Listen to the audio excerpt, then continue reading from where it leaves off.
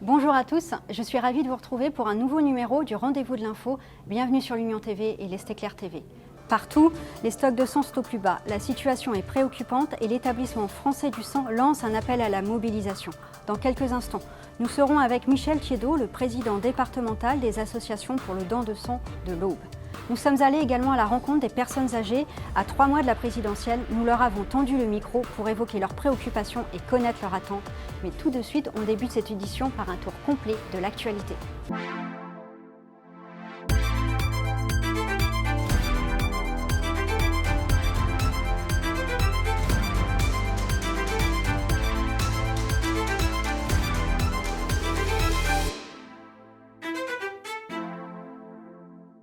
Nouveau rebondissement dans l'affaire Bastien Payet, cet étudiant décédé des suites de violents coups reçus en plein centre-ville de Reims en mars 2019. Le principal suspect, dernier des 3 mis en cause à avoir été remis en liberté en septembre 2021, est reparti en prison. La Cour de cassation a en effet annulé l'arrêt qui ordonnait sa libération. Une nouvelle demande de remise en liberté sera examinée le 20 janvier. Le nombre de nouveaux cas de Covid-19 explose dans l'Aisne, la Marne, les Ardennes et l'Aube. Les taux d'incidence pour les 4 départements, c'est-à-dire le nombre de nouveaux cas pour 100 000 habitants, sont à des niveaux jamais atteints. Il est de 2309 dans la Marne, 1893 dans les Ardennes, 1837 dans l'Aube et 1694 dans l'Aisne. Pour l'instant, le nombre de personnes en réanimation et en hospitalisation est en deçà des records atteints lors des précédentes vagues. Depuis mars 2020, 3080 personnes sont décédées du Covid dans un des hôpitaux de ces 4 départements. Dans le cadre d'une enveloppe supplémentaire du plan de relance du gouvernement, la friche Focast, située à Villeneuve-Saint-Germain, près de Soissons, va bénéficier d'une aide de l'Agence de la transition écologique de l'ordre de 2,2 millions d'euros. Cette fonderie en friche doit être convertie en parc des expositions. Le coût total du projet s'élève à 20 millions d'euros.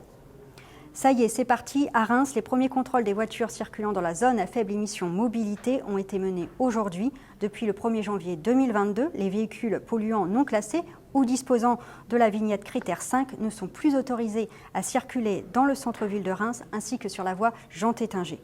Les véhicules sans vignette ou non autorisés dans le périmètre encourent une amende de 68 € pour les voitures et de 135 € pour les camions. En 2003, l'adjudant-chef Pierre Chenal, suspecté d'avoir tué plusieurs appelés au contingent, se donne la mort. L'affaire des disparus de Mourmelon reste aujourd'hui l'un des exemples les plus médiatisés des défaillances de la justice. 42 ans après la première disparition, de nombreuses questions restent sans réponse. Notre dossier est à retrouver dans toutes les éditions de ce mercredi 12 janvier. Sophie Cluzel, secrétaire d'État chargée des personnes handicapées, sera dans les Ardennes ce jeudi 13 janvier, à Charleville-Mézières plus précisément, afin de faire le point sur l'accès aux droits et le soutien à l'autonomie pour les personnes en situation de handicap. Les Ardennes ont en effet été choisies avec les Vosges et la Gironde pour expérimenter un nouveau dispositif. Enfin, terminons avec le sport. Le Stade de Reims vient d'annoncer l'arrivée d'un nouveau joueur, Jean-Lys Michel, qui a juste 22 ans. Le Suédois s'est engagé avec le club rémois pour les 4 prochaines saisons. Il doit évoluer au poste de milieu défensif et portera le maillot numéro 8.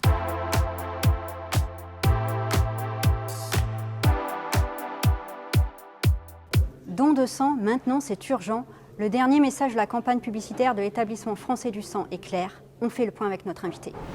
Michel Thiedeau, bonjour. Merci de nous accorder ces quelques minutes. Le mois de décembre et le mois de janvier sont souvent synonymes d'une baisse des stocks de sang. Est-ce que c'est le cas dans l'Aube également ? Oui, c'est le cas de manière générale puisque l'hiver, donc décembre, janvier, février, ce sont des mois où malheureusement les donneurs habitués sont malades, grippe, gastro, virus, et à partir du moment où ils ont ces virus, ils ne peuvent pas donner. Il y a une contre-indication à ce niveau-là.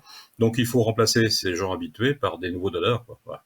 Donc notre but, notre objectif, c'est rechercher les nouveaux donneurs pour compenser ces manques. Est-ce que ces difficultés que vous rencontrez, elles sont aussi liées au contexte sanitaire ? Pas exactement, puisque ça n'a aucun rapport avec la Covid. Donc je me souviens en 2020, quand ça a été le début de la pandémie sanitaire, il y a eu où les gens étaient confinés, mais avaient le droit de sortir pour donner leur sang.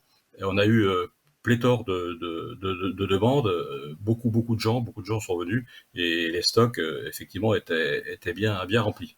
Voilà. Donc voilà, c'est pas forcément lié au Covid. Quelles sont les actions que vous mettez en place dans l'Aube pour qu'il y ait davantage de dons? Alors, de la promotion par les médias, bien sûr, des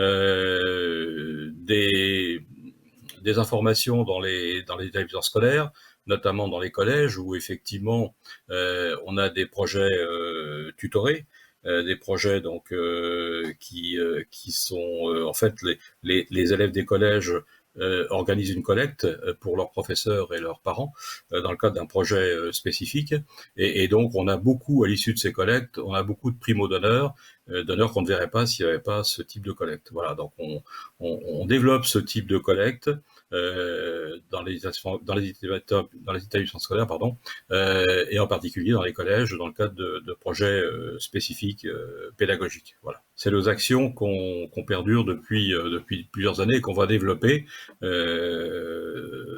cette année et les années à venir, bien évidemment. On vous laisse simplement nous rappeler les conditions pour pouvoir donner son sang. Alors, les conditions d'âge, 18-70 ans révolus. Il faut peser plus de 50 kilos. Ne pas avoir été... alors là, on rentre dans les contre-indications. Ne pas avoir été transfusé. Voilà, ça c'est les principales conditions. Ne pas avoir des pathologies lourdes telles que les cancers, des choses comme ça. Voilà. Par exemple, une anesthésie générale, il faut effectivement attendre 4 mois avant de donner son sang. Une gastroscopie, c'est pareil, 4 mois avant de donner son sang. Vous allez chez le dentiste, il faut attendre 48 heures avant de donner son sang. Il y a des contre-indications très précises. Les contre-indications définitives, c'est, je l'ai dit, c'est les cancers, c'est la maladie de la vache folle, c'est le séjour dans le Royaume-Uni dans les années 80 à 96, c'est une transfusion sanguine, c'est le sida, voilà pour les plus importants. Paludisme, entre autres aussi, pour les contre-indications les plus importantes. Beaucoup voteront, mais sans se faire trop d'illusions. Dans le cadre de notre série Sur la route, à 3 mois de la présidentielle, la parole est donnée aux personnes âgées.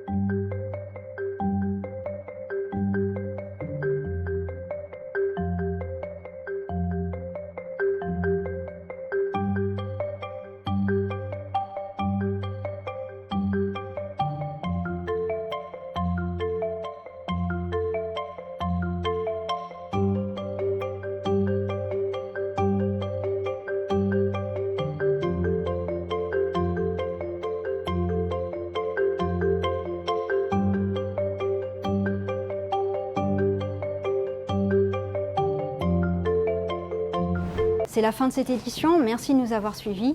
L'information se poursuit sur nos sites internet. Vous retrouverez Antonin demain à partir de 18 h.